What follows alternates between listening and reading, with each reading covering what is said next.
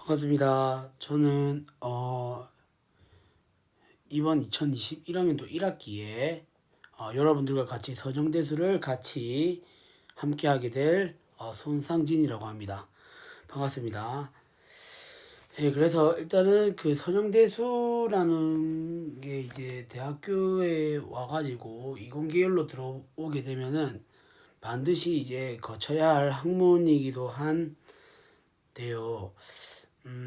일단은 학생들이 좀 많이들 어려워해요. 사실 이게 고등학교 과정이랑 그렇게 많이 연관되어 있는 느낌은 아니고 그래서 조금 많이 어려워하실 수도 있지만은 그래도 최대한 쉽게 우리가 공부를 할 수 있도록 제가 좀 많이 더 노력하고 연구하도록 하겠습니다. 일단은 그 한 학기에 걸친 전반적인 강의 계획이라든지 뭐 평가 방법, 교재 이런 것들은 강의 계획서에 이제 잘 나와 있으니까 참고하셔가지고 교재라든지 뭐 그런 걸 참고하시면 될 것 같고요.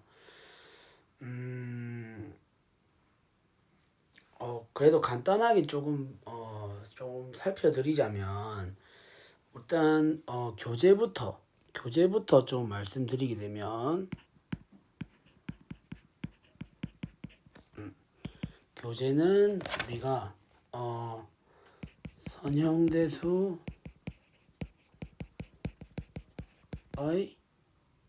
기초와 응용이라는 책이거든요.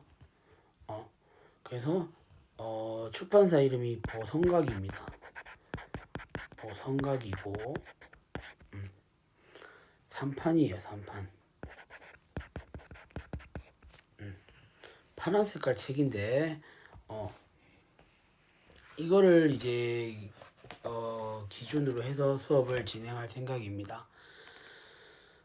그래서 여러분들은 교재를 사시는 것을 제가 권장을 할게요. 왜냐하면 이게 나중에 과제를 낼 때도 이 책에 있는 뭐 문제라든지 이런 것들을 기준으로 해서 과제를 낼 거기 때문에 조금 여의치 않더라도 이 교재는 꼭 구입하시기를 권장하도록 하겠습니다. 그리고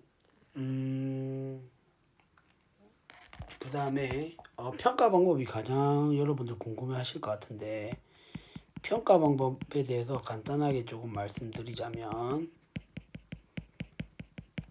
일단은 중간고사를 우리가 칠 거고요. 그 다음 기말고사를 칠 거예요. 그 다음에 출결이 있겠죠. 출결 및 태도가 있고요.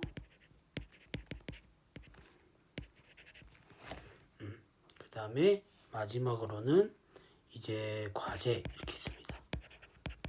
네, 그래서 중간 40, 기말 40, 그 다음에 출결 10, 과제 10 이런 식으로 해서 총 합해서 뭐다 합을 100점 만점으로 해서 성적을 매길 거거든요. 일단은 비대면으로 진행을 하기 때문에 절대평가로 진행된다는 점은 여러분들 익히 알고 계실 것 같고요. 그 다음에 중간 기말 같은 경우는 당연히 뭐 그 수업에서 배웠던 내용들에 대해서 다루게 되는 내용이 될 거고 출결 및 태도가 이렇게 있는데 제가 중간중간에 좀 과제 같은 거를 조금 많이 나갈 거예요. 우리가 지금 75분 수업이잖아요. 그죠? 75분 수업인데 영상을 한 4, 50분 정도 보시고 난 다음에 한 2, 30분 정도의 이제 과제를 간단하게 할 수 있는 정도의 그 문제를 이제 책 안에서 내어 가지고 과제를 낼 건데요. 낼 수도 있고 안 낼 수도 있어요. 안 낼 수도 있는데 최대한 여러분들 과제 부담을 좀 덜게 하기 위해서 너무 어려운 과제는 제가 안 낼 거예요. 그리고 좀 간단하게 할 수 있는 것들만 어, 과제로 낼 거라서 여러분들 조금 성가시더라도 그래도 내용을 이게 모르고 넘어가면 안 되는 부분이니까 연습한다 생각하고 공부한다 생각하고 과제에 임해 주셨으면 좋겠습니다. 그래서 그 과제를 만약에 안 한다면은 이제 그 태도 출결 및 태도 점수가 이제 조금씩 깎이겠죠. 그렇게 생각해 주시면 될 것 같고 자세한 사항은 이제 수업하면서 추후에 이제 제가 알려드리도록 하고요. 그다음 과제 같은 경우는 중간에 한 번, 그다음에 기말에 한 번 이런 식으로 거둘 생각입니다. 그래가지고 이 과제 관련된 내용도 나중에 과제 낼 때쯤 아니면 과제를 좀 해야 될 때쯤 그 시기가 오게 되면 공지사항의 추후에 다시 한번 언급할 수 있도록 하겠습니다. 아시겠죠? 그 다음에 우리 수업에 대해서 소개를 하자면 일단은 선형대수인데 그 시간에 대해서 우리가 한번 조금 보게 되면은 다른 수업들 중에서도 75분짜리 수업을 들으시는지 모르겠지만은 일단은 저희 선형대수 수업은 이제 75분 수업으로 지금 진행되고 있습니다. 다른 분반은 어떻게 되는지는 모르겠지만 일단 저희 분반은 75분으로 수업을 하는데 화요일, 목요일 시간은 오후 3시부터 4시 15분까지요. 예. 그래서 75분 수업이고, 그래서 화요일, 목요일 날 이 시간으로 들어오게 되면은 이제 아마 영상을 하나하나씩 이제 볼 수 있도록 제가 이제 그 녹화 영상을 올릴 수 있도록 하고요. 그 녹화 영상은 지금 보시는 바와 같이 아이패드에서 이렇게 지금 제가 직접 필기를 해서 올릴 수 있는 방향으로 하도록 할게요. 그래서 여러분들은 이제 이 영상을 같이 보는 동시에 책도 같이 꺼내 가지고 같이 보는 방향으로 진행을 하시면 될 것 같습니다. 아시겠죠? 그 다음에 그 수업의 전반적인 내용들은 이제 뭐 수업을 진행하면서 계속 소개를 하도록 하겠습니다. 아시겠죠? 그러면은 자, 처음에 우리가 지금 배우게 될 내용이 이제 벡터의 이해와 활용입니다. 근데 그 전에 먼저 목차를 좀 간단하게 좀 보게 되면요. 일단은 1장에서 우리가 배우게 되는 벡터의 이해와 활용. 그래가지고, 뭐, 벡터의 기본 개념들과 이제 계산하는 방법. 그런 것들이 막 소개되어져 있고, 아마 이제 이 벡터에 관련된 내용에서 아마 배우고 오신 분들도 있고, 그다음에 안 배우고 오신 분들도 있을 수 있을 것 같아요. 그래서 최대한 안 배우고 오신 분들의 초점을 맞추어 가지고 조금 할 수 있도록 해보겠습니다. 근데 저도 이제 이게 어쨌든 이게 지금 분반 자체가 보니까 컴퓨터 공학과 학생들이더라고요. 그래서 어느 정도 이제 수학을 좀 공부해왔던 친구들이다라고 생각을 하고 조금 제가 좀 그 강의의 그 섬세함 자체가 조금 떨어질 수도 있을 것 같긴 한데 일단 그래도 한번 충분히 고려해서 조금 벡터를 안 배우고 오신 분들에 한해서 좀 친절하게 좀 설명을 할 수 있도록 좀 노력을 해보도록 할게요. 예, 그래서 뭐 벡터적 이런 말도 나와 있는데 여기 보시게 되면 1.5의 벡터적 같은 경우는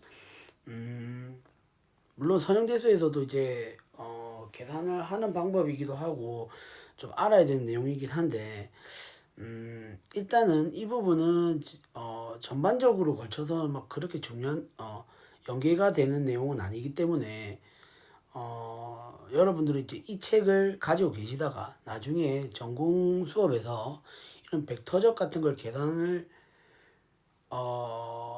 하게 되는 그런 상황이 되게 되면 한번 참고용으로 여러분들 꼭 보시길 바라겠고요.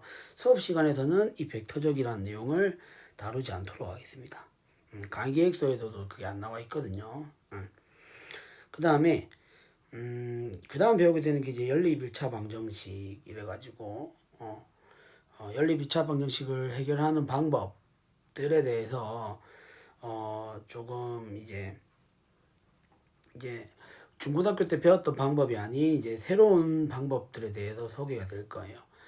그래서 이 부분에서는 이제 여러분들 이 부분에서부터 이제 조금 집중을 해서 들으시기를 바라겠습니다.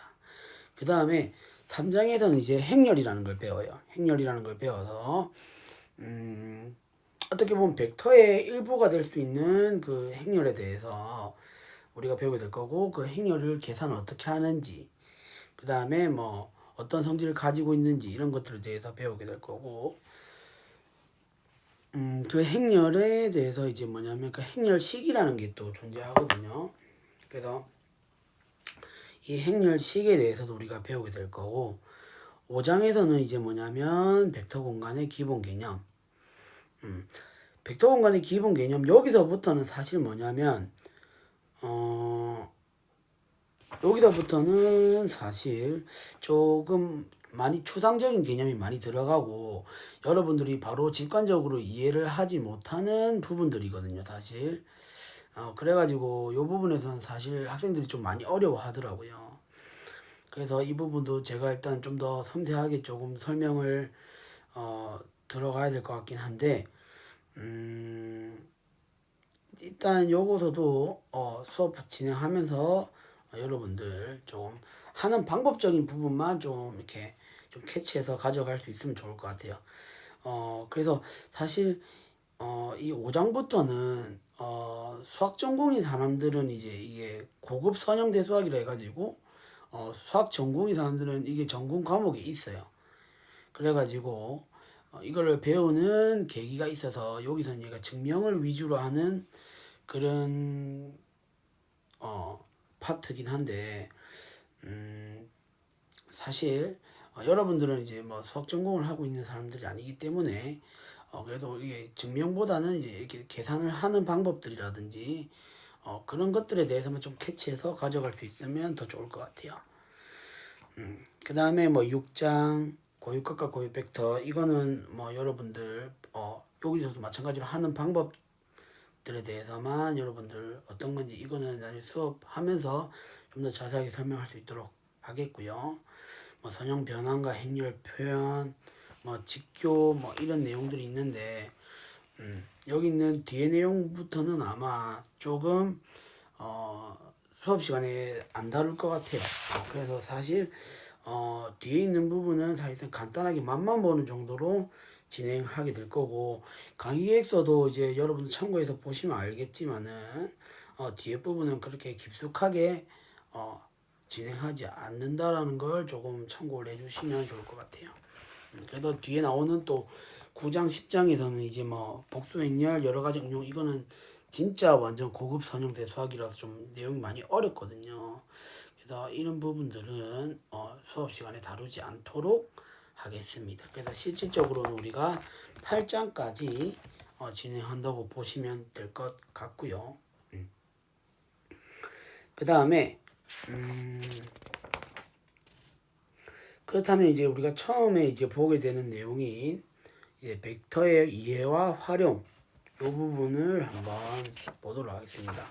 그래서 사실 처음에 배우는 것인만큼 이제 어떤 용어적인 부분이라든지 아니면 어떤 그 용어를 정의하는 부분, 그런 부분에 대해서 여러분들 좀 초점을 맞추어 가지고 조금 설명을 들을 수 있으면 좋을 것 같아요. 그래서 보시게 되면은 일단 이 벡터라는 게 나와 있는 내용이 뭐냐면, 자 10페이지를 한번 보시겠습니까? 페이지 10페이지를 한번 보시게 되면은, 자 여기서 10페이지 보시게 되면 스칼라라는 내용이 있고 그 다음에 벡터라는 내용이 있잖아요, 그죠? 일단 여러분들은 이 스칼라라는 것과 벡터라는 것을 조금 구별해 줄 수 있어야 돼요. 벡터라는 것을 조금 구별해 줄 수 있어야 돼요. 예. 스칼라는 뭐냐면 우리가 양의 값을 갖게 되는 거, 양의 값만 갖게 되는 어떤 그 양적인 부분을 수로 나타낸 것을 이제 스칼라라고 하는 거죠. 예. 그래서 뭐 여러분들 뭐 시간이라든지 그런 거 있잖아요, 그죠? 시간이라든지 아니면 뭐 넓이, 도형의 넓이라든지 뭐 직선의 길이라든지 뭐 그런 식으로 우리가 그 양만 나타낼 수 있는 그런 것들을 이제 수로 나타낸 것을 스칼라라고 하는데, 벡터랑의 차이점이 뭐냐면 벡터는 크기도 존재할 뿐만 아니라 방향도 가지게 되는 것입니다. 그러니까 뭐냐면 스칼라랑 벡터랑 차이점은 스칼라는 크기만 가지게 되고 벡터는 결국 뭐다? 벡터는 크기와 방향을 가지는 것이다 라고 보시면 될 것 같아요. 예. 그래서 뭐 음의 방향이 존재할 수도 있고 어쨌든 그런 방향 같은 것들이 존재할 수 있다라는 거. 그래서 우리는 이렇게 표기하기를 주로 어떻게 표기를 합니까? 이런 식으로 화살표를 이렇게 이용해서 우리가 표현을 많이 하죠. 그래서 밑에 설명에도 나와 있지만은 우리가 화살표를 이용해서 그 크기와 방향을 나타낼 수가 있고, 여기서 우리는 뭐냐면 여기 이 화살표가 시작되는 요점 있죠. 요점을 바로 시점이라 하고 이 화살표의 끝점 요점을 우리는 종점이라 합니다. 책에도 잘 나와 있는 내용이니까 여러분 잘 읽어보시면 될 것 같고, 그래서 이 시점과 종점으로 결정이 되는 이 화살표를 방향으로 가지게 되는 이거를 우리는 벡터다라고 생각해 주시면 되고, 그래서 기호로는 얘를 A라고 표현하고 얘를 B라고 표현해 주게 되면 우리는 벡터를 표현하기를 이런 식으로 요런 식으로 A, B 요런 식으로 우리가 표현을 한다는 겁니다. 아시겠죠? 그 다음에 그래서 책에서는 지금 뭐냐면은 그 10페이지에 두 번째 문단에서 세 번째 줄에 걸쳐서 네 번째 줄까지 보시게 되면 벡터를 간단히 한 문자로 표시할 때는 주로 X, Y, Z 등과 같이 나타내어 스칼라와 구별한다 이렇게 되어 있죠. 그래서 제가 필기를 할 때는 사실 뭐냐면 이게 당장 X만 하더라도 주로 스칼라는 이런 식으로 표현을 많이 하고요. 벡터 X를 표현할 때는 주로 이렇게 표현을 많이 하거든요. 예. 그래서 제가 표기하는 방법을 좀 여러분 좀 잘 익혀 놓으시면 공부하시는데 좀 수월하지 않을까 라는 생각이 듭니다. 아시겠죠? 책에서는 지금 이런 식으로 좀 약간 같은 글씨체, 그러니까 조금 이걸 무슨 글씨체로 하는지 모르겠지만은 뭐 어쨌든 이렇게 조금 요런 X랑은 조금 다른 형태로 지금 X로 이렇게 주어져 있죠. 그래서 그런 글씨체로 이루어진 것들 저는 벡터 X를 이런 식으로 표현하도록 하겠습니다. 구별하기 위해서. 예. 그래서 그 부분을 좀 여러분들 참고해 주시면 좋을 것 같고요. 그 다음에 그 세 번째 문단에도 보시면 아시겠지만 여기서 뭐냐면 벡터는 지금 크기와 방향을 가지는 것이기 때문에 그 시점과 종점에 따라서 이제 어떤 다른 벡터들을 이게 이런 식으로 그림 1.3과 같이 이런 식으로 우리가 생각을 해볼 수 있다는 거죠. 근데 우리가 벡터에서는 크기와 방향이 같으면은 같은 벡터로 취급한다는 겁니다. 그래서 여기 보시게 되면 나와 있죠. 그 세 번째 문단의 맨 마지막 보시게 되면 두 벡터의 크기와 방향이 각각 같으면 두 벡터는 같은 벡터이다 이렇게 되어 있죠. 그죠? 그래서 만약에 어떤 지금 벡터 A, B가 이렇게 있잖아요. 그죠? 그러면은 벡터 예를 들어서 이런 식으로 C가 이렇게 있고 여기가 D가 있어요. 그래서 만약에 여기서 이것 두 개가 평행해요. 서로 이것 두 개가 서로 평행하게 되면 결국 방향도 같다라고 얘기할 수 있고, 그 다음에 이런 크기도 만약 같다라고 가정한다면 결국 뭐다, 여기서 우리가 얘기를 할 수 있는 부분은 벡터 AB와 벡터 CD는 같다라고 생각이 됐죠. 여기서 주의해야 될 점은 뭡니까? 주의해야 될 점은 주의해야 되는 부분이니까 조금 빨간색으로 표시할게요. 자, 주의해야 될 점은 벡터 AB하고 벡터 DC는 같은 거라고 할 수 없죠. 크기는 같지만 뭡니까? 방향이 다르기 때문에 같은 벡터다라고 얘기를 해줄 수 없다라는 부분. 그래서 이런 부분들을 여러분들 잘 생각해 보시면 좋을 것 같고, 그 다음에 그 예제 1.1.1 같은 경우는 여러분들 한번 연습 삼아서 한번 해보시길 바라겠습니다. 아시겠죠? 그러니까 같은 벡터를 찾아주는 문제인데 여러분들 좀 쉽게 하실 수 있을 거라 생각이 듭니다. 그 다음에 그래서 우리는 이 유클리드 벡터라고 해가지고 페이지 11페이지에 나와 있는 내용이 있는데요.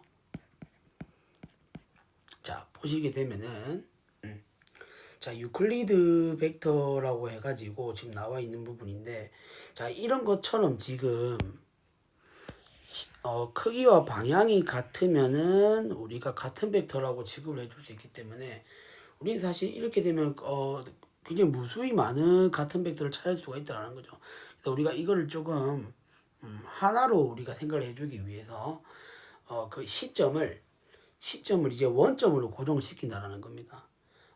시점을 만약에 원점으로 고정을 시키게 되면 우리는 그 방향에 의해서 뭐냐면 그 종점의 좌표로 결국 벡터가 결정이 된다라고 보시면 될 것 같고요. 그래서 보시게 되면은 이런 식으로 2차원 같은 경우는 이게 좌표 평면에서는 우리가 이런 식으로 성분이 두 개로 이렇게 결정이 되고요.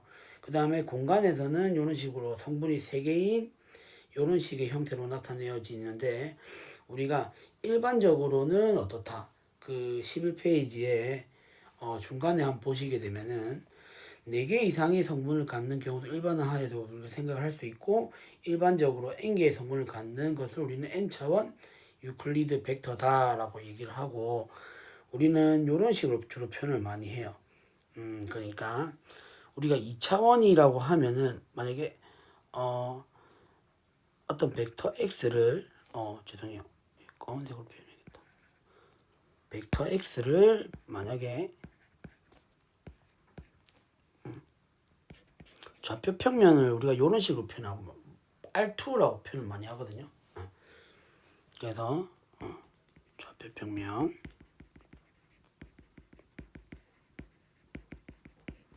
그래가지고 이렇게 한다면 우리는 이 벡터 x를 이런 식으로 우리가 순서상으로 표시를 해줄 수 있다는 겁니다.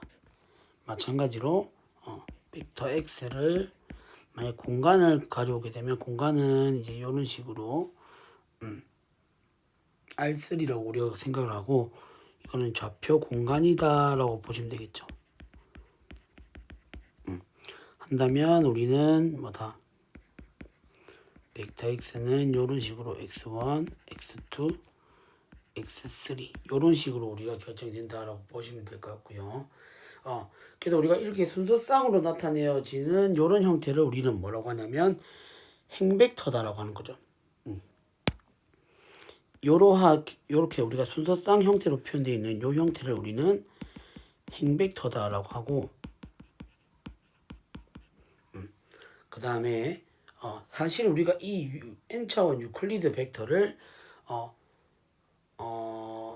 이렇게 세로로 길쭉하게 우리가 나타낼 수도 있어요. 그래서 사실 뭐냐면은 요런 형태로도 표현할 수 있다는 거죠. 자, 벡터 x를 요런 식으로 x1, x2 그 다음에 여기서도 마찬가지로 벡터 x를 x1, x2, x3 자 이런 식으로도 표현할 수 있다는 겁니다. 아시겠죠? 네. 그래서 우리가 일반적으로 봤을 때 일단은 이거 자체는 이제 뭡니까? 행벡터가 아닌 열벡터다라고 한다는 거죠. 그래서 이제 2차원, 3차원 넘어가서 이제 n차원 일반적으로 n차원 벡터 x라고 한다면 요렇게도 우리가 표현할 수 있고 혹은 요렇게도 표현할 수 있다는 겁니다. n개의 성분을 가지게 되는 행벡터나 열벡터들을 우리는 뭐란다? n차원 벡터다 라고 생각을 해주시면 될 것 같고요. 그 다음에 그 밑에 바로 나와 있는 제 11페이지 맨 마지막 보시게 되면 이제 0벡터라는 말이 나오죠. 0벡터라는 말은 결국 모든 성분이 0인 벡터를 우리는 0벡터라 하고 당연히 그 0벡터의 크기는 우리는 0으로서 정의한다. 이렇게 우리가 생각해 줄 수 있다는 겁니다. 그 다음에 보시게 되면 자 기하학적인 표현이라 해가지고 12페이지에서 소개되어 있는 부분이 있는데요. 보시게 되면은 여러분들 예제 1.1.2만 보시더라도 쉽게 여러분들 하실 수 있을 거예요. 그래서 사실 뭐냐면 1번 같은 경우는 2차원 벡터잖아요. 그죠? 2차원 벡터니까 좌표 평면에다가 이제 뭡니까?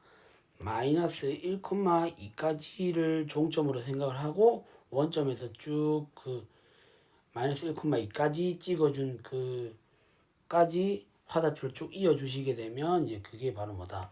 그 유클리드 벡터를 기하학적으로 나타낸 형태다라고 보시면 될 것 같고 자 2번도 마찬가지입니다. 그러니까 1,2,3에 해당하는 그 좌표를 종점으로 생각을 하고 원점에서부터 화살표를 쭉 그어주게 되면 우리는 뭐다?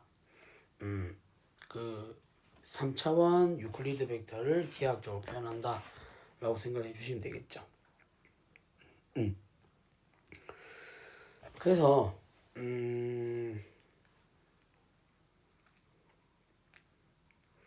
두 점.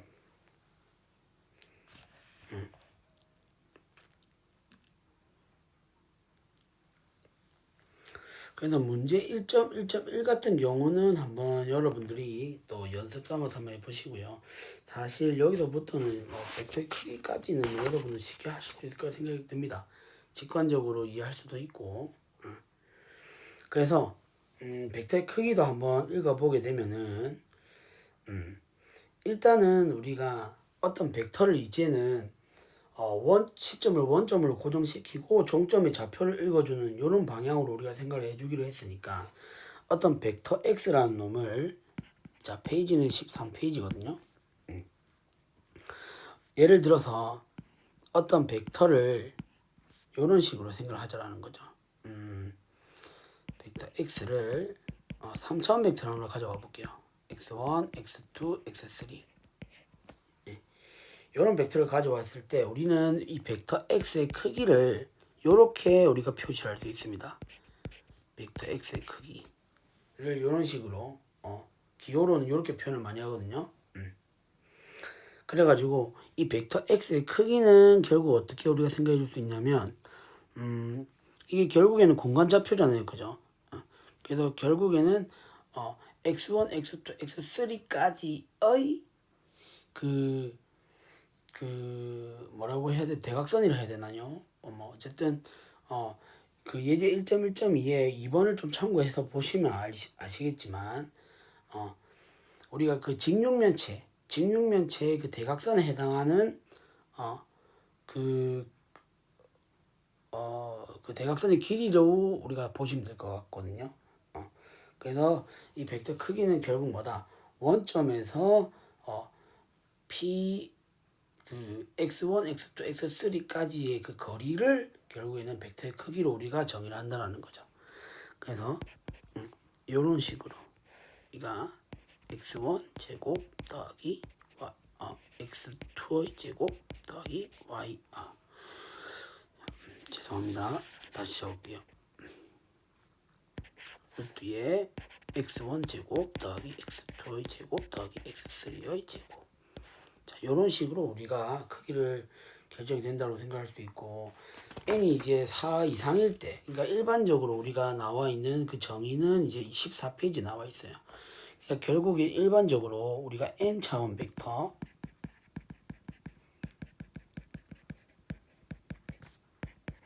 x를 만약에 이런 식으로 가져오게 되면, 그랬을 때 우리는 이 벡터 x의 크기를 어떻게 결정한다?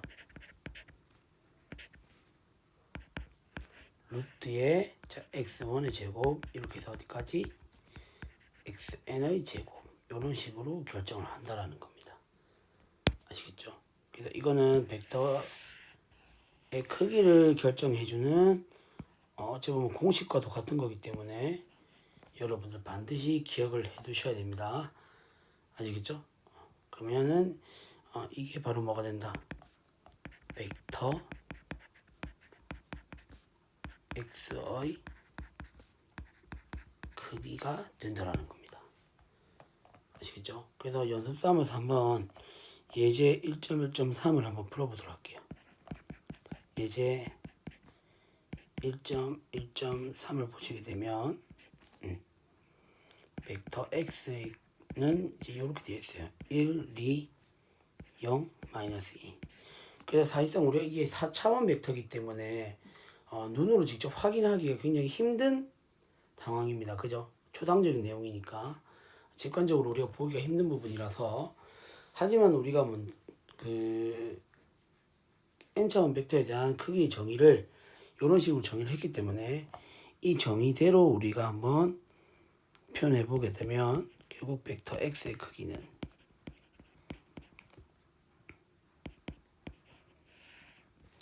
각 성분마다 제곱해서 더해주면 되겠죠. 그래서 1의 제곱 더하기 2의 제곱 더하기 0의 제곱 더하기 마이너스 2의 제곱 이렇게 된다는 겁니다. 그래서 계산해 보게 되면 루트에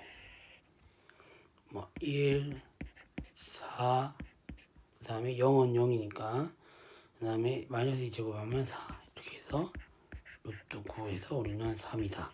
그래서 이 벡터 x의 크기는 바로 뭐다? 3이 된다라고 얘기를 할 수 있다는 거죠. 아시겠죠? 이렇게 생각을 할 수 있고, 그 다음에 지금 문제 1.1.2도 한번 여러분들 해보세요. 그래서 뭐냐면 우리가 그 대각선의 길이를 구해주는 문제이기 때문에 결국 어떻게 하면 되겠어요? 결국 뭐다? 각 성분끼리를 빼가지고 그러니까 일반적으로는 우리가 어떻게 생각하면 되겠어요? 예를 들어서 일반적으로 이거는 지금 이제 벡터 x에 대한 성분으로 이렇게 표시되어 있는 거고, 예를 들어서 이런 형태, 이거는 이제 꼭 알아두셔야 되겠죠. a가 예를 들어서 a1, a2, a3라 하고, 그 다음에 b가 b1, b2, b3 이런 식으로 우리가 생각해 줬을 때 일반적인 거니까 n 차원을 가져와야 되겠네요. 그래서 이렇게 한번 가져가 볼게요.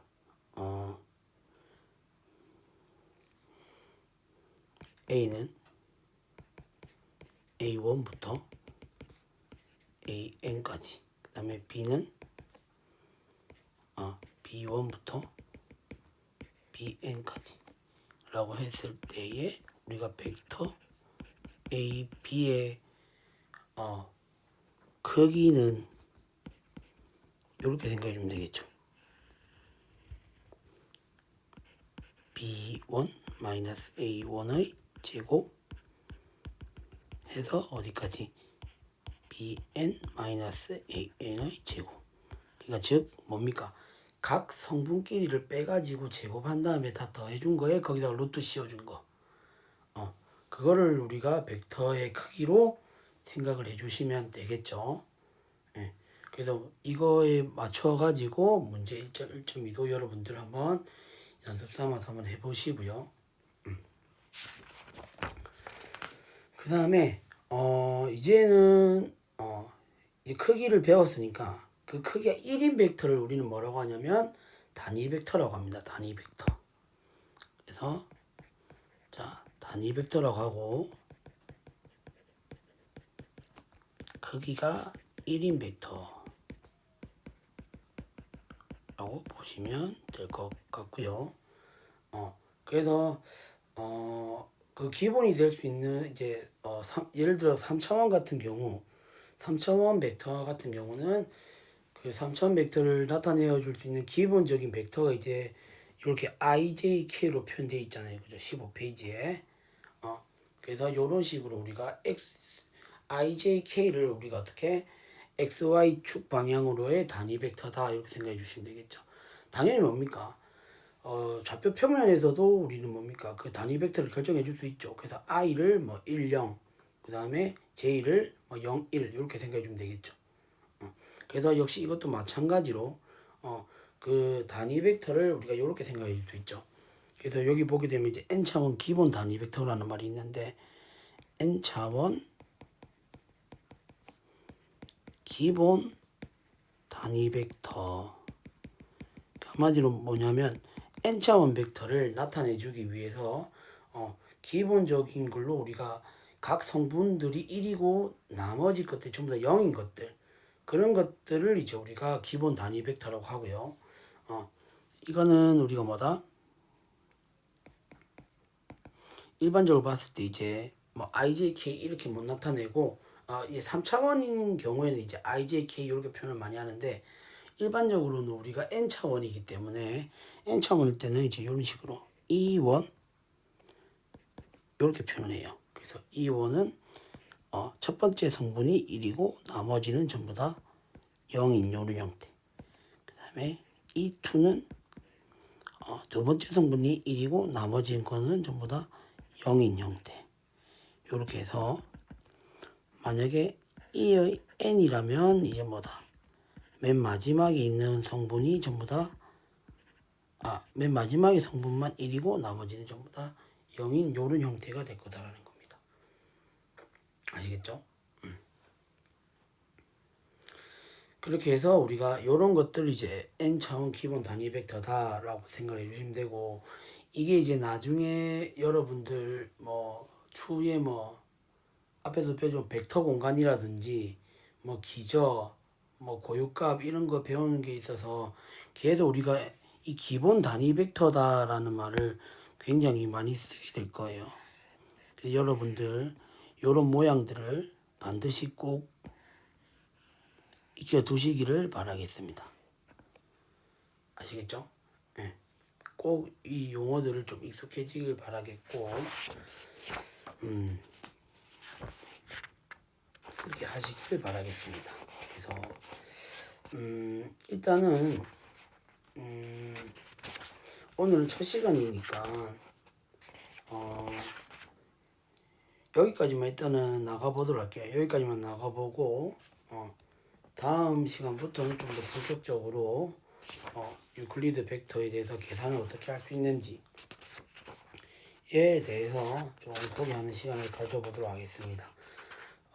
그래서 하나 말씀드리자면 75분 수업이기 때문에 그 영상 길이가 좀 더 길어질 수도 있어요. 설명을 하고 이러다 보니까 좀 훨씬 영상 길이가 좀 많이 길어질 수도 있다는 점 꼭 참고해 주시길 바라겠고요. 그 다음에 뭐 다음 시간에는 이제 벡터를 좀 더 우리가 어떻게 계산할 수 있는지에 대해서 조금 공부하는 시간을 가져보도록 하겠습니다. 예. 그래서 수고 많으셨고요. 2차 시 때 뵐 수 있도록 하겠습니다. 수고 많으셨습니다.